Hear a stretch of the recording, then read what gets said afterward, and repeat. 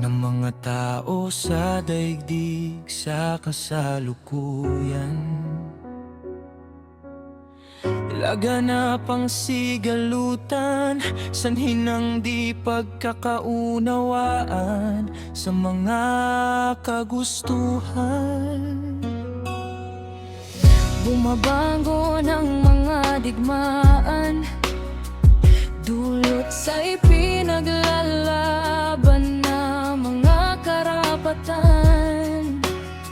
Lumalawak ang masidhing kahirapan at kakapusan sa mahalagang pangangailangan. Nagdudulot ng pangamba at takot ang pagkakaroon ng mga kaguluhan.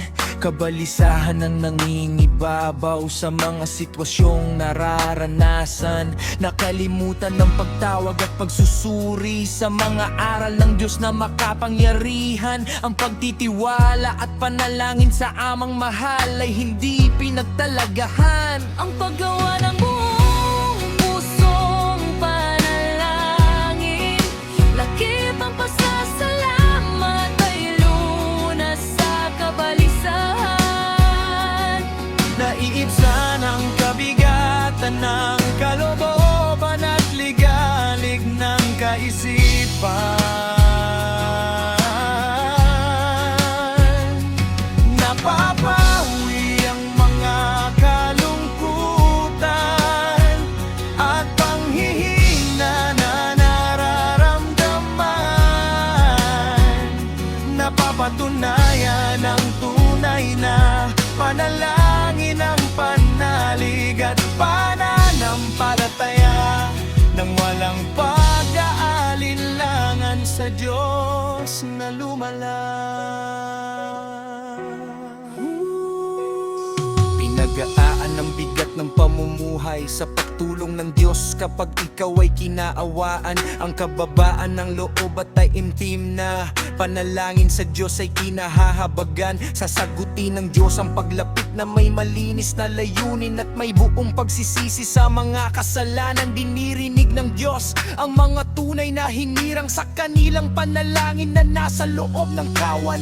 Ang panalangin ng tapat na hinirang ang tunay na lunas sa kabalisahan. Ganap na kapayapaan ang mararanasan ng tunay na lingkod na sumampalataya at sumunod sa mga banal na kautusan. Makakamtan ang buhay na walang hanggan, ang tunay na ngalan ng tunay na Diyos ang pinagtiwalaan. Papawin ang kabalisahan at maninirahan sa bayang banal. Kapag iningatan ng kahalalan at nanindigan, taglay ang karapatan. Ang paggawa ng buong pusong panalangin, lakip ang pasasalamat ay lunas sa kabalisahan. Naiibsan ang kabigatan ng kalooban at ligalig ng kaisipan. Napapawi ang mga kalungkutan at panghihina na nararamdaman.